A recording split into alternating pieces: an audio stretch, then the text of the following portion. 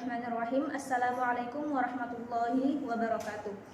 Di sini saya akan menjelaskan hasil wawancara saya bersama kepala sekolah dari Sekolah Menengah Pertama Negeri 4 Tinambung, yaitu upaya apa dan bagaimana cara yang digunakan untuk memberhasilkan kurikulum merdeka di sekolah. Di Sekolah Menengah Pertama Negeri 4 ini, yang pertama dilakukan adalah bagaimana caranya membangun image bahwa kurikulum merdeka merupakan sebuah kurikulum yang bagus untuk digunakan.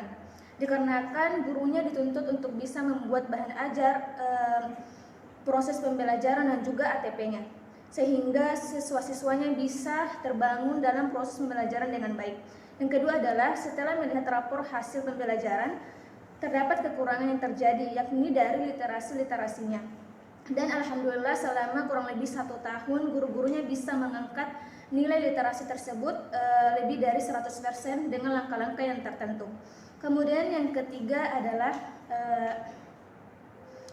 bagaimana mereka membangun kerja tim atau kombel, komunitas belajar, yang diadakan kurang lebih satu kali dalam 1 pekan. Ini digunakan untuk bisa memantau bagaimana potensi guru, apakah guru tersebut memiliki potensi yang bagus atau tidak.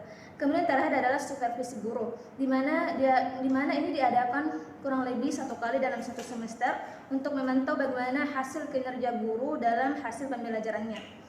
Mereka juga sudah bisa membuat 1 buku dengan judul buku yaitu Trilogi Puisi, di mana buku ini merupakan hasil karya dari siswa-siswi Sekolah Menengah Pertama Negeri 4 Tinambung bersama dengan guru-guru. Adapun pertanyaan kedua yaitu sebagai kepala sekolah bagaimana ia menghadapi guru yang mungkin dalam kurikulumnya itu belum tercapai. Perlu kita ketahui bahwa guru-guru di sekolah ini merupakan guru-guru yang memang kebanyakan tinggal di luar daerah. Jadi sangat memungkinkan mereka ini memiliki halangan hadir di dalam kelas. Jadi karena adanya kerja tim, maka guru yang lain bisa menggantikan guru tersebut. Adapun beberapa waktu biasanya terjadi jam-jam kosong, di mana semua guru studi ini sudah mengisi semua kelasnya. Jadi jam kosong tersebut bisa diisi oleh guru piket, dan kalaupun guru piket tidak bisa, maka akan diisi langsung oleh kepala sekolahnya. Dan alhamdulillah sekitar 90% kehadiran guru di sekolah ini berada di dalam kelas, dan ini merupakan program berikutnya untuk melihat bagaimana jangka pendek, menengah maupun jangka panjang agar proses pembelajaran 100% yang ada di dalam kelas. Dan perlu kita ketahui bahwa membangun kemajuan sebuah sekolah ini bukan berkumpulnya orang-orang yang pintar, melainkan berkumpulnya orang-orang yang ingin bekerja. Baik, pertanyaannya, di sekolah ini upaya apa atau bagaimana cara yang digunakan Ibu untuk memberhasilkan kurikulum merdeka? Alhamdulillah di sini di sekolah yang pertama dilakukan itu kita adakan IHT, in-house training, bagaimana membangun image bahwa kurikulum merdeka ini sebuah kurikulum yang selama ini kan kurikulum sudah berganti beberapa kali ya. Kurikulum merdeka termasuk salah satunya. Alhamdulillah kurikulum merdeka ini bagus karena di situ guru dituntut untuk bisa membuat bahan ajar, proses pembelajaran, ATP-nya dan tujuannya, sehingga anak-anak bisa terbangun dalam proses pembelajaran dengan baik. Itu.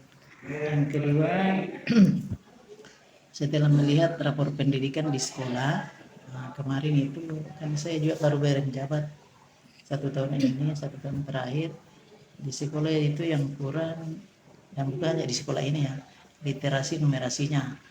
Alhamdulillah 1 tahun kami berjalan, di situ kami bisa mengangkat nilai literasi kita lebih dari 100%, 199, dengan langkah-langkah yang diambil kemarin.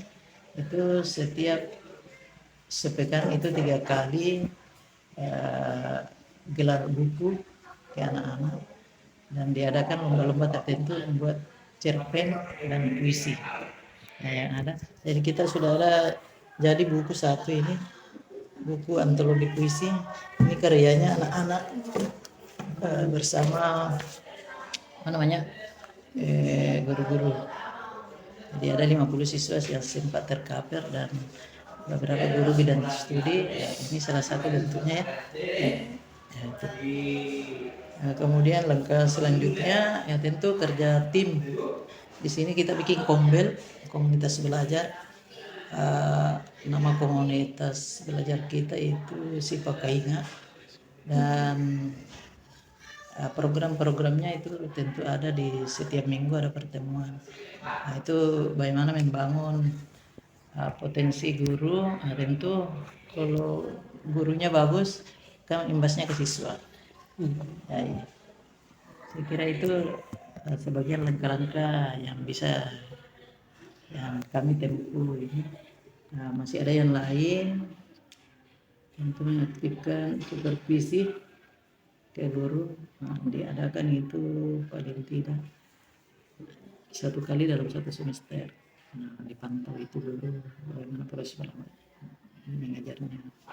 Dan alhamdulillah di sekolah juga sering kedatangan seperti kita dari Unsulbar, mahasiswa sering ke sini, baik itu penelitian maupun observasi ke sekolah kami. Ya. Baik, Bu. Pertanyaan terakhir. Sebagai kepala sekolah, bagaimana Ibu menghadapi guru yang targetnya dalam kurikulum tidak tercapai? Alhamdulillah ini guru di sini rata-rata ya, karena kan kami juga itu dari luar, jadi guru ini kan ada namanya kerja tim. Jadi dari kombel itu yang dibentuk, jadi misalnya ada guru yang berhalangan hadir, nah itu diisi oleh guru yang lain. Nah, otomatis ada jam-jam kosong itu, kalaupun misalnya semua sudah mengajar pada saat itu dan guru yang ini guru piket maju. Nah, kalaupun nanti itu tidak, ibu lagi yang ganti. Paling ujung Mbak yang terakhir, kalau ini jadi dibiasakan di sekolah ini berlaku bahwa tidak ada jam yang tidak terisi. Nah, dan alhamdulillah kemarin ini sudah di rata-rata ya sekitar 90% lah kehadiran guru kita berada di kelas. Nah, itu nanti program berikutnya kalau bisa tercapai, karena itu jangka menengah, jangka pendeknya, jangka panjangnya kalau bisa pembelajaran harus 100% kelas, kecuali kalau guru sakit kan kita mau apa kan. Nah, itu sudah bukan musibah, semua orang pasti mengalami. Ya, mau guru mengerti itu apa mau di apa tanya. Dan saya kira setiap sebuah sekolah,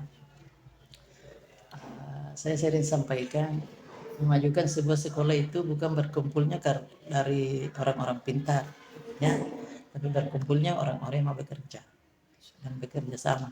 Nah, itu jadi langkah yang sering ibu ambil ini ya selama ini. Bismillahirrahmanirrahim. Assalamualaikum warahmatullahi wabarakatuh. Di sini saya akan menjelaskan hasil wawancara kami kepada siswa dan orang tua siswa, yaitu bagaimana menurut siswa tentang metode ajar yang kerap guru gunakan semenjak kurikulum Merdeka Belajar diterapkan. Pendapat siswa terkait mode ajar yang kerap digunakan guru sejak diterapkannya kurikulum Merdeka Belajar, namun pada umumnya pendapat siswa dapat bervariasi tergantung pada pengalaman dan preferensi masing-masing. Beberapa mungkin menilai positif jika metode tersebut memotivasi belajar dan memfasilitasi pemahaman konsep, sementara yang lain mungkin menginginkan variasi dan keterlibatan lebih aktif dalam proses pembelajaran. Feedback siswa dapat menjadi sumber berharga untuk meningkatkan metode pengajaran. Dan yang kedua, bagaimana cara peran orang tua mengajar anak di rumah. Orang tua dapat mengajar anak di rumah dengan menciptakan lingkungan belajar yang mendukung, memberikan contoh positif, dan mengikut sertakan anak dalam aktivitas sehari-hari. Mereka dapat menggunakan bahan-bahan edukatif, berkomunikasi secara terbuka, dan memotivasi anak untuk mengeksplorasi pengetahuan. Konsistensi dan kesabaran juga penting dalam membimbing perkembangan anak. Sekian. Assalamualaikum warahmatullahi wabarakatuh. Baik Bu, sebelumnya saya ingin bertanya kepada Ibu, di kurikulum Merdeka sekarang metode apa saja yang Ibu Bapak gunakan dalam proses pembelajaran? Sebenarnya dalam kurikulum Merdeka itu banyak metode-metode yang diperlukan. Itu kalau pada kurikulum Merdeka disesuaikan dengan kebutuhan anak-anak. Umpama menggunakan metode diskusi, umpama metode START, itu yang 4 orang toh. Ya. Kemudian ada juga namanya experiment. Banyak metode-metode, jadi disesuaikan dengan kondisi anak-anak, kebutuhannya anak-anak di kelas. Ada juga metode sharing yang 2 orang teman sebangkunya toh. Ya, saling bertanya. Kemudian guru sebagai fasilitator membimbing anak-anak yang berbeda. Yang kedua, bagaimana respon siswa terhadap metode yang Ibu gunakan tersebut? Ya, kalau responnya anak-anak alhamdulillah bagus. Jadi itu setiap anak kita diberikan apa namanya itu tugas yang kan saya mengampu mata pelajaran ketika itu. Kebetulan saya ini mengajar di kelas 8-9. Jadi kan sekarang itu kelas 7 masih baru kelas 7 kurikulum Merdeka, tidak apa-apa lah. Jadi sebenarnya itu anak-anak itu harus disesuaikan dengan minatnya. Kan pada kurikulum Merdeka itu sebelum masuk di pembelajaran ada namanya asesmen diagnostik. Ya? Maksudnya kita harus tahu gaya belajar apa yang yang sesuai anak ini. Jadi tergantung nanti itu ada auditori, visual dengan kinestetik. Jadi disesuaikan. Itu ada asesmen awal namanya. Ya. Yang ketiga, bagaimana kolaborasi antara guru dan orang tua terhadap sistem pendidikan?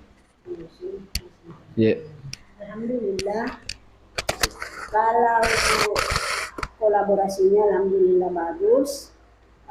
Seperti kalau ada kegiatan di sekolah, kita biasa undang orang tua anak-anak, umpama ada penerimaan PIT, jadi kita undang orang tua siswa, disampaikan oleh Bapak Ibu Kepala Sekolah, jadi tentang cara-cara penggunaan dana PIT ini dengan kemudian pembagian rapor. Setiap pembagian rapor, orang tua siswa dipanggil untuk bersama anaknya menerima rapor. Berdasarkan hasil wawancara dengan salah satu orang tua siswa dan siswa itu sendiri, kami dapatkan informasi mengenai bagaimana peran orang tua terhadap proses pendidikan anak. Dan beliau mengatakan bahwa yang kami lakukan itu dalam pendampingan anak, misalkan ketika anak ada pekerjaan rumah kan, itu kami bantu dalam proses pengerjaannya. Dan kita melakukan kedisiplinan, itu anak disiplin waktunya. Misalkan kalau waktunya main, ya dia main.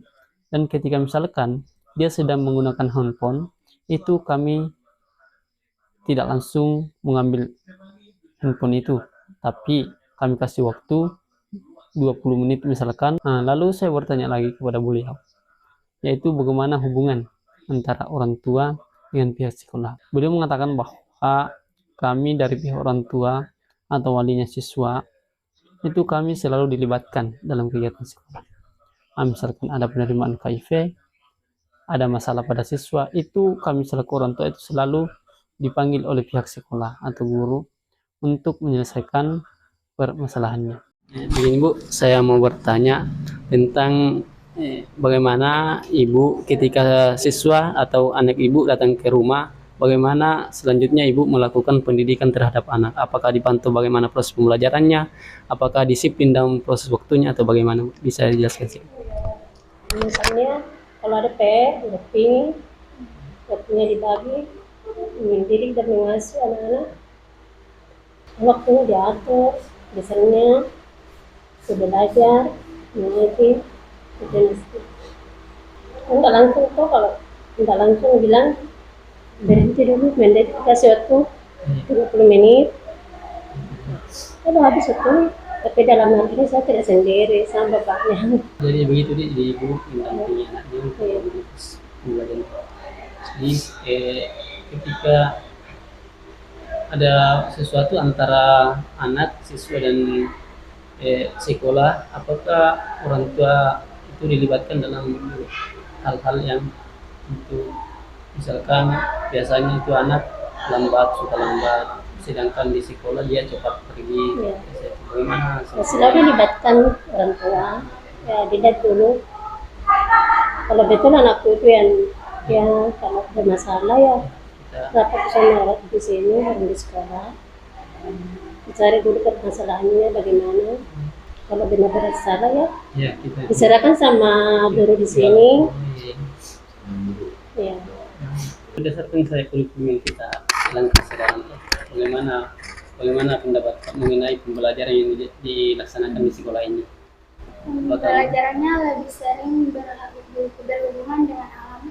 Iya. Banyak metode baru dari segi matematika, Jadi, IPA, IPS, dan tiap Jumat ada senam. dengan metode itu apakah siswa menjadi lebih merasa bahwa metode ini bagus untuk kita laksanakan? Ya,